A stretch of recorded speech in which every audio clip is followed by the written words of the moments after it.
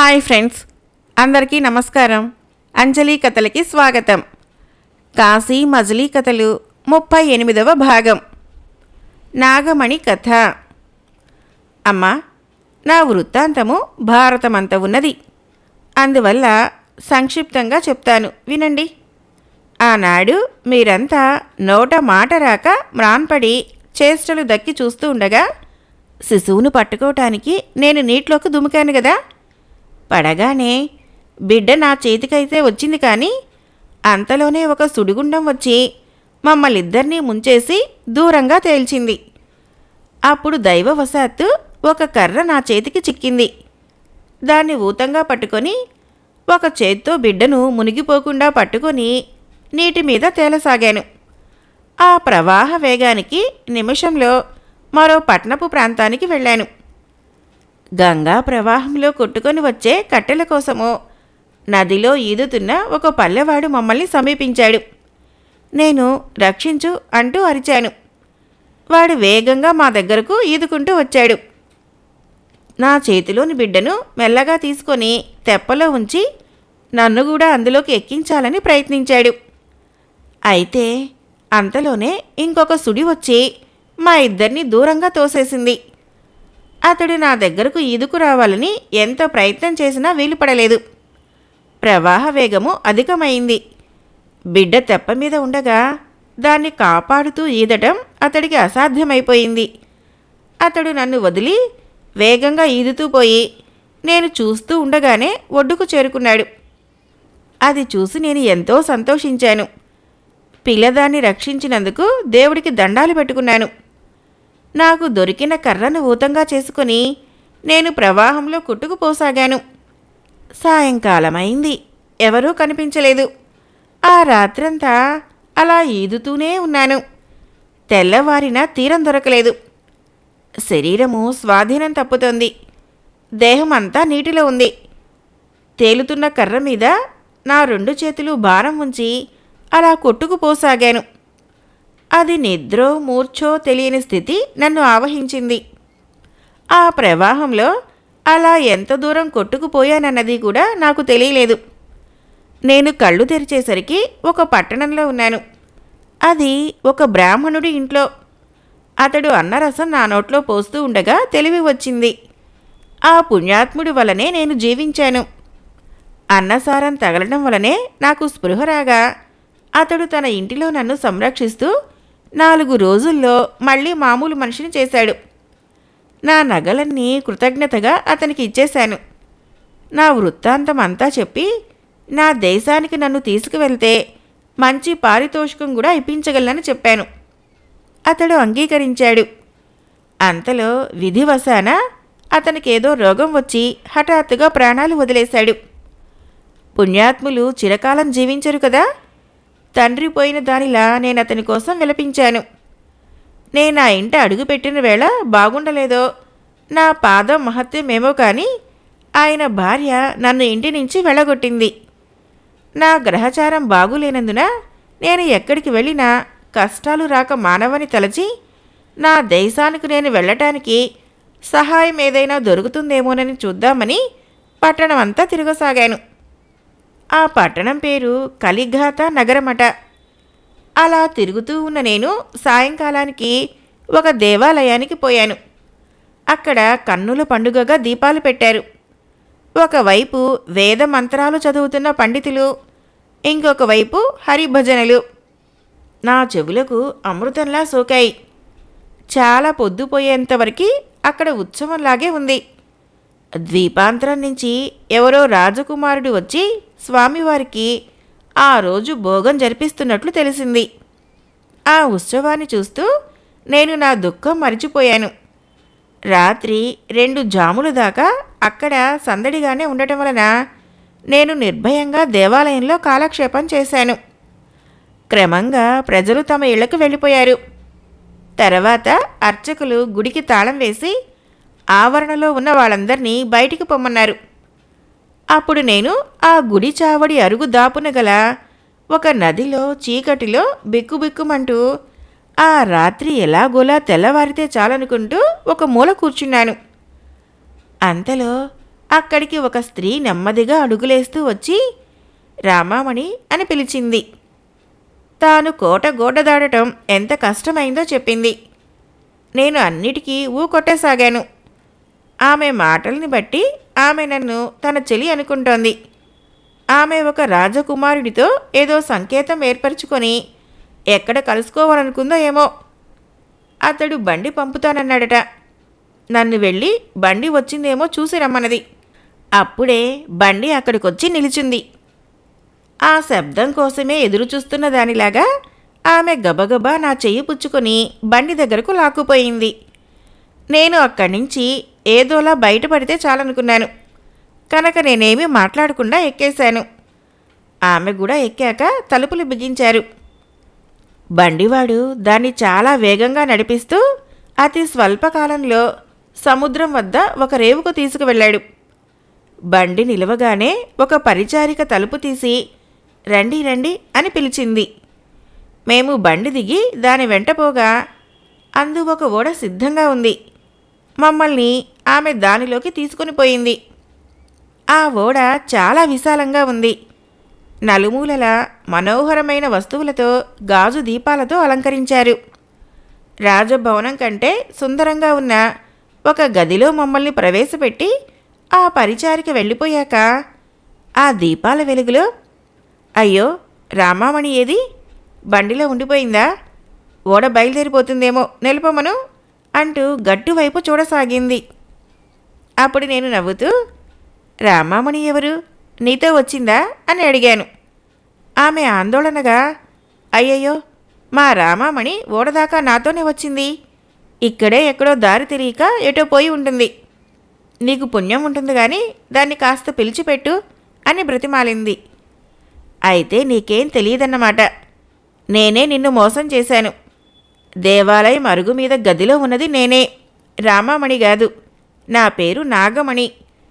నీకు మీ రామామణి ఏ ఏ పనులు చేస్తుందో అంతకంటే నేను ఎక్కువగానే చేస్తాను. నా వృత్తాంతం వింటానంటే చెబుతాను అన్నాను. ఆమె కొంతసేపు తెల్లబోయి నన్ను పరిశీలనగా చూసి నువ్వు ఎవరివి? ఆ గదిలోకి ఎలా వచ్చావు? నన్ను ఇలా మోసం చేయటం ధర్మమేనా అని అడిగింది. నేను నిన్నేమీ మోసం చేయలేదు. నేను ఢిల్లీ చక్రవర్తి గారి మంత్రి అయిన విజయవర్మ భార్యకి సకురాలిని.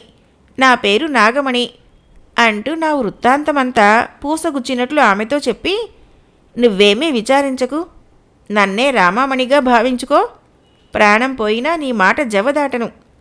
దేవుడు నాకు విదేశీయానం నా నొసట రాయబట్టి నాకు అలాంటి బుద్ధి పుట్టిందేమో. నా మాట నమ్ము. నువ్వు ఏ దేశ రాజకుమార్తెవు? నీ పేరేమిటి? నువ్వు ఇప్పుడు ఎవరిని వరించి ఇలా వెళ్తున్నావు అని అడిగాను. ఆమె ఆశ్చర్యంగా చూసి నువ్వు చెప్పింది నిజమేనా? ఏం దైవఘటన? విజయవర్మ భార్య సుప్రభ నాకు పెదతల్లి అవుతుంది. అయ్యో ఆమెకెంత ఆపద వచ్చింది. లేక లేక కలిగిన పిల్ల గంగలో పడిందా? బతికి ఉన్నట్లు వారికి తెలుసో తెలీదో.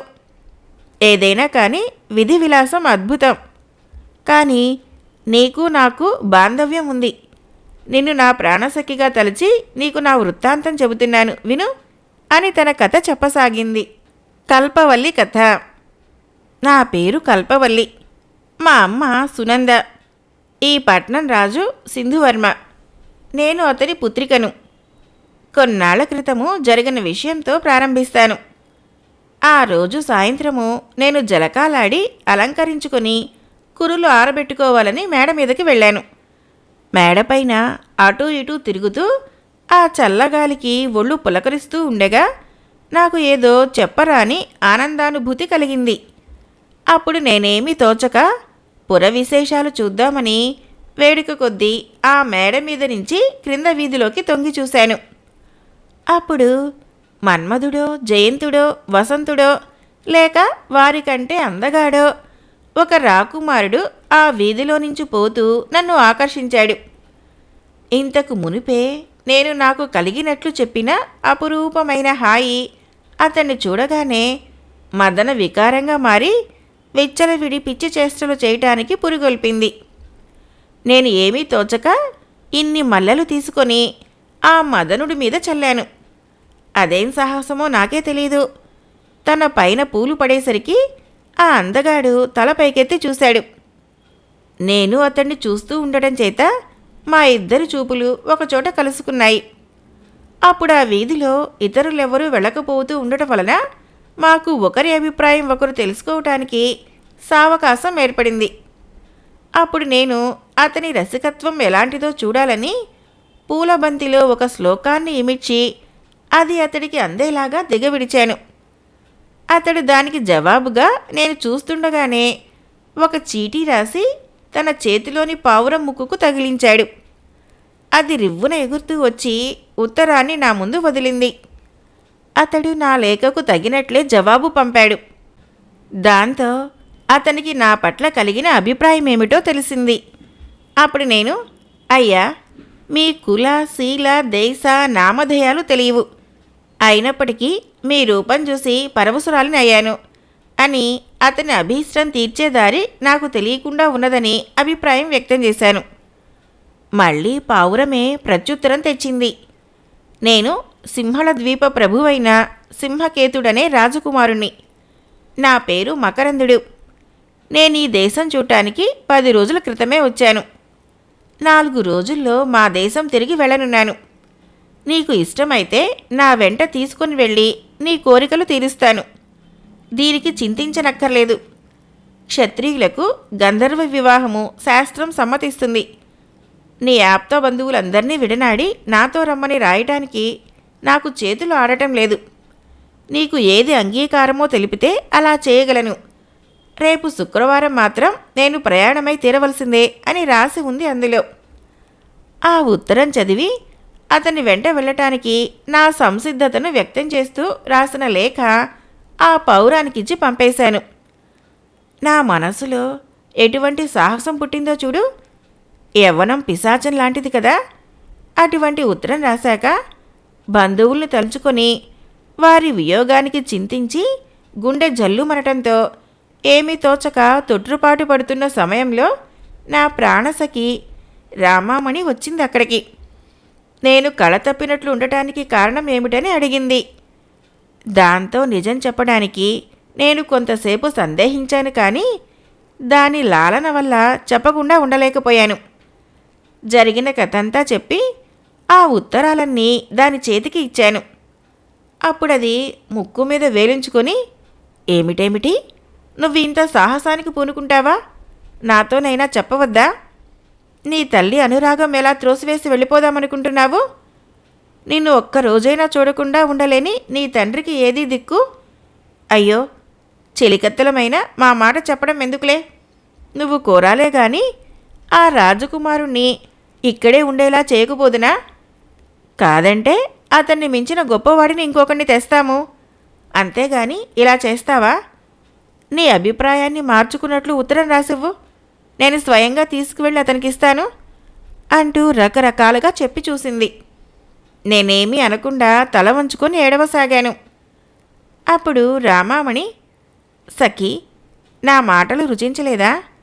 ఏదో లోక పరిపాటిని అనుసరించి చెప్పాను. అందుకు విచారం దేనికి? మంచి చెడులు నువ్వే ఆలోచించుకో. ఉత్తరం ఏమన్నా ఇస్తే తీసుకువెళ్ళి అతనికిస్తాను అంది. మాటలు ఎన్నైనా చెప్పవచ్చు, కానీ ఆ రాజకుమారుని చూస్తే నువ్వు అలా అనవు. అతడు మన సిరి సంపదలకు లోబడి ఉండేవాడనుకుంటున్నావేమో. అతడొక దీవికి ప్రభువట. అన్ని అతిశయ గుణాలు ఇంకొకరిలో ఉండటం మనం చూడము. కనుక దీనికి నువ్వేమీ ఎదురు చెప్పకు. ఆడపిల్లలకు బాల్యం తల్లిదండ్రుల వద్ద గడవాలి. యవ్వనం వచ్చేసరికి వాళ్ళు దూరస్తులే. తల్లిదండ్రుల్ని విడిచి రుక్మిణీదేవి శ్రీకృష్ణుని వరించి వెళ్ళలేదా? నువ్వొక్కదానివి నాతో వస్తానంటే నాకు అంతే చాలు. నాకు ఎలాంటి కొరత ఉండదు. లే, ప్రయాణానికి సిద్ధంగా ఉండు అంటూ దాని మనసు మార్చాను. ఆమె కూడా నా మాటకు ఒప్పుకొని ప్రయాణ సన్నాహాలు ప్రారంభించింది. రాత్రి బాగా పొద్దుపోయే వరకు నా దగ్గర ఉంది. దేవాలయం దగ్గర ఉండమని చెప్పాను. అది ముందుగా వెళ్ళి అనుపానులన్నీ చూసుకొని వచ్చి తాను ఎక్కడ ఉండేది చెప్పింది. అనుకున్న వేళకి కోటగోడకు గొలుసు వేసి నేను దిగి బయటపడ్డాను. తర్వాత జరిగింది నీకు తెలుసు. రామామణికి ఏదో అంతరాయం ఎదురైంది. లేకపోతే తను రాకుండా ఉండదు. అయినప్పటికీ మానవ సంకల్పాలు అన్ని వేళలా నెరవేరాలని లేదు కదా. అయితే నా అదృష్టవశాత్తు దానికంటే ఎక్కువగా భగవంతుడు నిన్ను నాకు సమకూర్చాడు. నువ్వు మంచి నేర్పరివనిపిస్తున్నది. అదీగాక మా పెద్ద తల్లికి హితురాలివి. రాజకుమారునికి నాకు జరిగిన ప్రసంగం నువ్వు విన్నావు కదా. ఇక మీదట ఏం చెయ్యాలో నాకు తెలీదు. అది నువ్వే ఆలోచించు. నా జీవితం నీ ఆధీనంలో ఉంచుతున్నాను. అనాథనైన నన్ను రక్షించు అంటూ పాదాల మీద పడింది. అప్పుడు నేను చాలా ఆదరంగా దగ్గరకు తీసుకొని భయం లేదని ధైర్యం కలిగించే మాటలు చెప్పి ఆమెను ఓదార్చాను. మా మాటలతోనే తెల్లవారిపోయింది ఆ రాత్రి. ఎటు చూసినా సముద్రం తప్ప ఇంకేమీ కనబడటం లేదు. ఓడ చాలా వేగంగా నడుస్తోంది.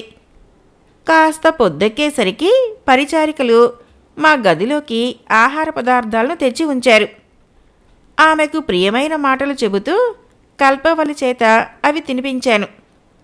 నేను కూడా తిన్న తర్వాత ఆమె తన ప్రయాణం గురించే చెప్తూ ఆ రాకుమారుడి మనస్సు ఎలాంటిదో తెలుసుకురమ్మన్నది. సమయం చూసి పరిచారికల చేత నా రాక తెలియజేసి ఆయన వద్దకు వెళ్ళాను. ఆయన నాకు ఉచిత మర్యాదలన్నీ చేశాడు. నేను నమస్కరించి అతనితో చెప్పవలసిన మాటలు చెప్పి ఒప్పించాను. అతని వాగ్ధోరణి బట్టి అతడి గొప్ప రసికుడే అని నాకు తోచింది. రాజకుమార్తె దగ్గరకు తిరిగి వచ్చి అతని గురించి నా అభిప్రాయాన్ని చెప్పి ఆమెకు చాలా సంతోషం కలిగించాను. ఇంతలో సూర్యాస్తమయం అయింది. అంతకుముందే ఓడలోని ఒక గదిని అలంకరించి ఉంచారు. నేను రాజపుత్రికకు విచిత్రాలంకారాలెన్నో చేశాను. అప్పుడామె అచ్చం మోహిని దేవతలాగానే ఉంది.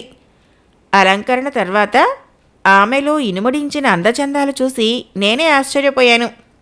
అందమైన వారిద్దరినీ ఒకచోట జతకూర్చినందుకు ఆ భగవంతుణ్ణి ప్రశంసించకుండా ఉండలేకపోయాను. ఆమె చెయ్యి పుచ్చుకొని అతడున్న గదిలోకి తీసుకువెళ్ళి అతని పక్కన కూర్చోబెట్టి కొంతసేపు వాళ్ళిద్దరి చేత వినోద క్రీడలు జరిపించి మెల్లగా నేను బయటకొచ్చి వారి గది తలుపులు బిగించి నేను నా గదికొచ్చి నిద్రపోయాను. ఆ రాత్రి వాళ్ళిద్దరూ ఒకరిలో ఒకరు ఐక్యమై మన్మథ సామ్రాజ్యాన్ని ఏలారు. 10 రోజులు గడిచాయి. ఓడ సింహళ ద్వీపం రేవు చేరుకుంది. రాకుమారుడు మమ్మల్ని రహస్యంగా ఒక ఉద్యానవనంలో మేడ మీదకు తీసుకువెళ్ళి ఉంచి ప్రతిరోజు వచ్చి వినోదించి వెళ్తూ ఉండేవాడు. అయితే అతడికి అంతకుముందే రోలంబ అనే ఆమెతో పెళ్ళయింది. కొత్త వింత పాత రోత అన్నట్లు మా రాకుమార్తెను చేరవచ్చి ఆమెపై ప్రేమ సన్నగిల్లేసరికి ఆమె అనుమానించిందో ఏమో. ఒకనాడు మకరందుడు మా ఉద్యానవనానికి వస్తూ ఉంటే ఆమె అతన్ని అనుసరిస్తూ అక్కడక్కడ ఆగుతూ మా నివాసాన్ని గుర్తుపెట్టుకుని వెళ్ళింది. మరునాడు మాటల సందర్భంలో ఆమె సంగతిని మకరందునితో చెప్పగా అతడు, కల్పవల్లి, కుశద్వీపంలో కొందరు రాజులు దెబ్బలాడుకొని చివరకు సంధి చేసుకొని 2 తెగలవారు మా తండ్రిగారు చెప్పినట్లు ఒక్క మాట మీద నడుచుకోవటానికి ఒడంబడిక రాసుకున్నారట. ఆ తగువులో తీర్పరులుగా మా తండ్రి గారికి నేను సహాయార్థం వెళ్ళక తప్పదు. ఇటీవల రోలాంబ నాతో మెలుగుతున్న తీరు, ఆ చురచురా చూపులు, ఇప్పుడు మీరు చెబుతున్న దాన్ని బట్టి ఆమె తన అనుమానం ధృవపరుచుకోవటానికి అయి ఉంటుంది. అయితేనే మీకేం భయం లేదు. నేనొచ్చే వరకు ఓపిక పట్టండి, అంతా చక్కదిద్దుతాను అన్నాడు. మీరు లేకుండా మేమిక్కడ ఉండలేము. మీతో పాటు మమ్మల్ని తీసుకువెళ్ళండి. నిన్న ఎరుకలసాని చెప్పిన దాని ప్రకారము నేను నెల తప్పాను అని కల్పవల్లి అంది. మా తండ్రిగారుండగా మీరెలా రాగలుగుతారు? వేగంగా వచ్చేస్తాను అంటూ మమ్మల్ని అంగీకరింపజేసి వెళ్ళాడు. అతడు వెళ్ళిన కొద్ది రోజులకు రోలంబ ఉద్యానవన విశేషాలు చూసేదానిలాగా కొందరు పరిచారికల్ని వెంటబెట్టుకొని మా మేడ ఉన్న ఉద్యానవనంలోకి వచ్చి మమ్మల్ని, ఎవరి ఆజ్ఞ మీద ఇందులోకి దిగారు? ఆజ్ఞాపత్రిక ఏది చూపించండి అని అడిగింది.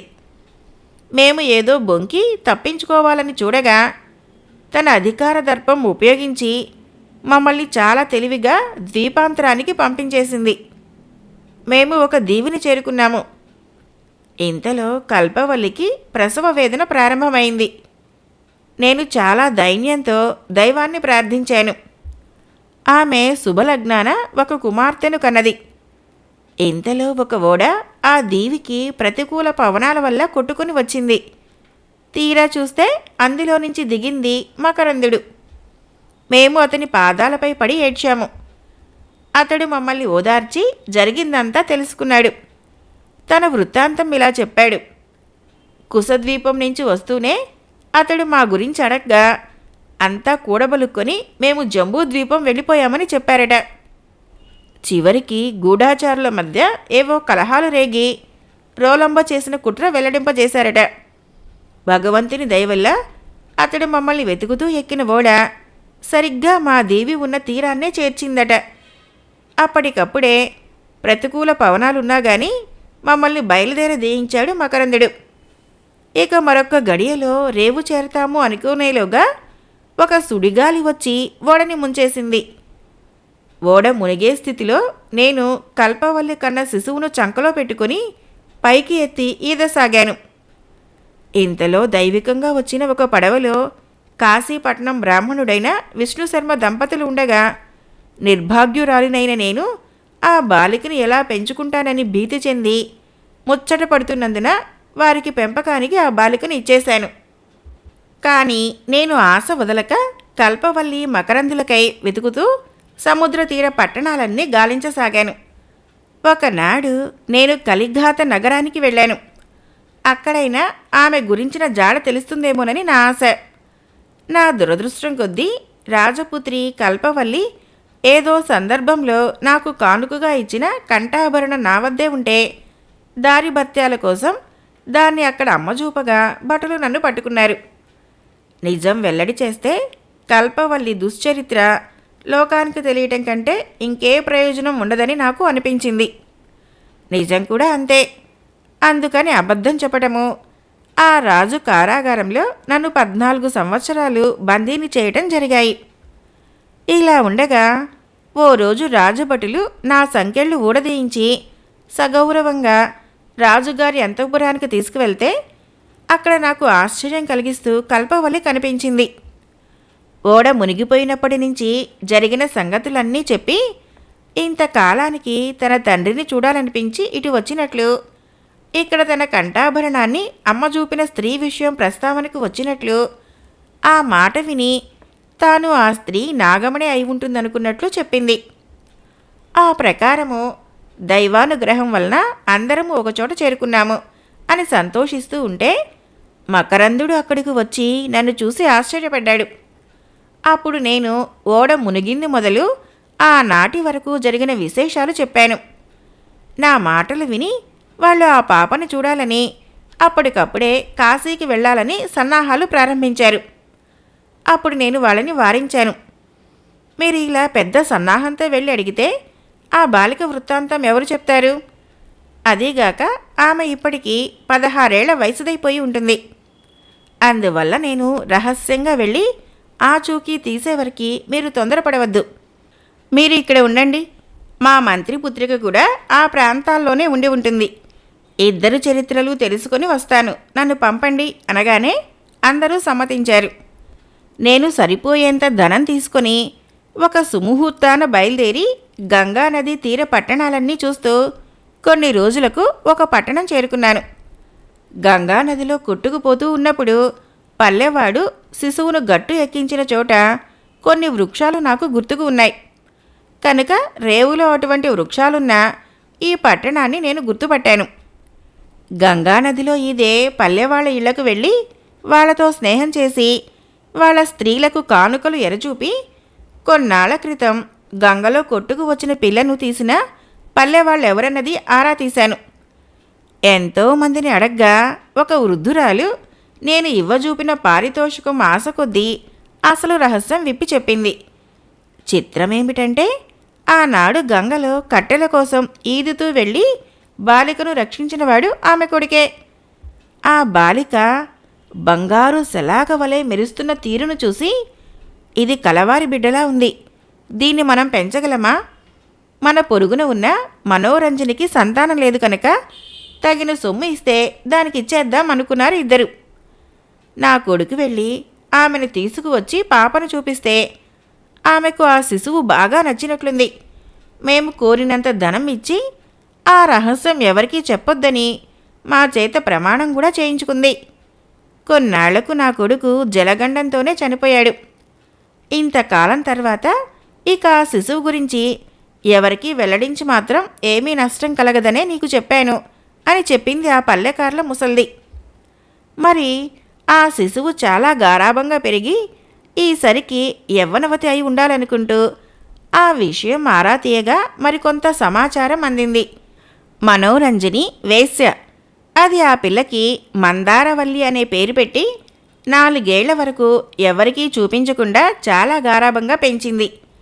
సంగీత సాహిత్యాల్లో నిష్ణాతులైన గురువుల దగ్గర శిక్షణ ఇప్పించింది. దానికి తోడు ఆ చిన్నది సూక్ష్మగ్రాహి కావటంతో గురువులకే తప్పులు దిద్దేంత ప్రవీణురాలైంది. అది చాలదన్నట్లు మనోరంజని ఆ పిల్లని కాశీకి పంపించి అక్కడ విద్వాంసుల చేత కూడా శిక్షణ ఇప్పించేసరికి ఆమె సంగీత సాహిత్యాలలో అపార ప్రజ్ఞా ధురీణురాలై పండితుల్నే ఓడించగలిగే స్థాయికి ఎదిగింది. ఆమె దర్శనము చక్రవర్తులకు సైతం దొరకదని అక్కడ చెప్పుకున్నారు. అప్పుడు నేను కాశీకి వెళ్ళగా మందారవల్లి 16 ఏళ్ల వరకు అక్కడ విద్యాభ్యాసం చేసి అన్ని విద్యల్లోనూ అసామాన్య పాండిత్యం సంపాదించుకొని కొందరు శిష్యురాళ్లతో దేశాటనం చేస్తున్నట్లు తెలిసింది. ఆమె కథ అలా ఉండగా నేను విష్ణుశర్మ గురించి ఆరా తీస్తూ కాశీలో తిరగని చోటు లేదు. ఒకచోట ఆయన దాయాదులు నాకు తారసపడి చెప్పిన విషయాల ప్రకారము అతడు భార్యాపుత్రులు లేనివాడని, హేలాపురి నుంచి ఒక వారకాంతతోనూ ఒక బాలికతోనూ తిరిగి వచ్చాడని, చూసేవాళ్ళు ఆ వారకాంతనే అతడి భార్య అనుకుంటున్నారని, అది మంజుభాషిణి అనే వేశ్య, ఆ పిల్ల పేరు ప్రియంవద, ఆమెకు విద్యాబుద్ధులు చెప్పించాక మహావిద్వాంసురాలని పేరున్న మందారవల్లితోనూ జతగలిపి విద్వత్సభలకు నిమిత్తం దేశాటన చేస్తుంది అని తెలిసింది. నేను వాళ్ళిద్దరి జాడ వెతుకుతూ కొన్ని రోజులు దేశాటనం చేశాను. మందారవల్లి పేరు జంబూద్వీపం అంతటా వ్యాపించిపోయింది. ఆమె కృష్ణదేవరాయల ఆస్థాన కవులతో ప్రసంగించడానికి విజయనగరం వెళ్ళిందని తెలిసి అక్కడికి వెళ్లేలోగా ఆస్థాన కవులు ఆమెను కపటంతో ఓడించి వస్తు వాహనాలని స్వాధీనం చేసుకుని ఢిల్లీలో తగవు పరిష్కరించుకుని రమ్మని చెప్పి పంపించేశారట. ఆ విధంగా నేను ఇక్కడికి వచ్చాను. ఇక్కడ మీరు కనిపించారు. అయితే మీ బంధుత్వపు వరసలు తెలియక వాళ్ళు ఇక్కడో ఎక్కడో ఉండి ఉంటారు అని కన్నీళ్లు పెట్టుకుంది నాగమణి. కాశీ మజిలీ కథలు 38వ భాగం సమాప్తం. ఫ్రెండ్స్, నా కథలు నచ్చినట్లయితే మన ఛానల్ని తప్పకుండా సబ్స్క్రైబ్ చేయండి, లైక్ చేయండి, షేర్ చేయండి, కామెంట్ చేయండి. Thank you.